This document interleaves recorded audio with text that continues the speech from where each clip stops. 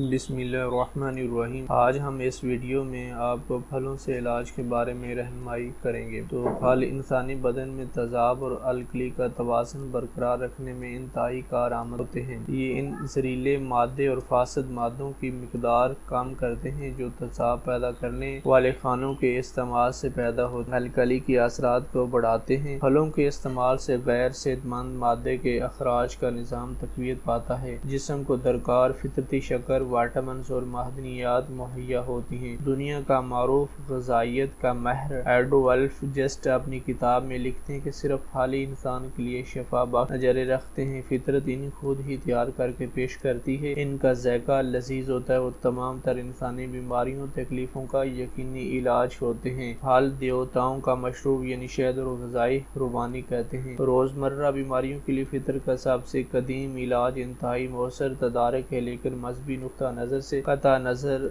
रोज़े का बेहतरीन और महफूज तरीका जूस का है। इसका तरीक़ाकार ये किसी फल मसलन माल्टा, मौसमी, अंगूर, ग्राई फ्रूट या पाइन एप्पल का जूस इसी मिकदार के पानी में मिलाकर एक दिन में हर 2 घंटे के बाद पिया जाए। ये अमल सुबह 8 बजे से लेकर रात 8 बजे तक दोहराएं और इस दौरान कोई और चीज़ न खाई पी जाए, वरना जूस के रोज़े की आफियत ख़त्म हो जाएगी। डब्बों में बंद या मुंजमद किए हुए जूस इस्तेमाल न किए जाएं। सिर्फ और सिर्फ ताज़ा जूस ही मकसद पूरा कर सकते हैं। एक दिन में पिए जाने वाले मशरूब की मिकदार 6 से 8 गिलास होनी चाहिए। विटामिन्स, मादनी अज्जा, एंजाइम, दीगर अनासर जो ताज़ा फलों के जूस में पाए जाते हैं इंसानी जिस्म के तमाम अफ़ाल निज़ाम मामूल के मुताबिक रखते हैं। ये जिस्म को मतलूब ऐसे तमाम अनासर मुहैया करते हैं जिनकी बदौलत वो बज़ाते खुद इलाज का अमल, खुलियों की तामीर नौ, टूट फूट की सलाह का अमल तेज करके सेहत बहाल कर देते हैं। जूस वाले रोज़े के दिन जिस्म की सफाई के खुदकार अमल के जरिए जहरीले मादों का इखराज यकीनी बनाया जाए। जूस वाले रोज़े के अगले दिन ऑल फ्रूट डाइट यानी सिर्फ फलों पर ही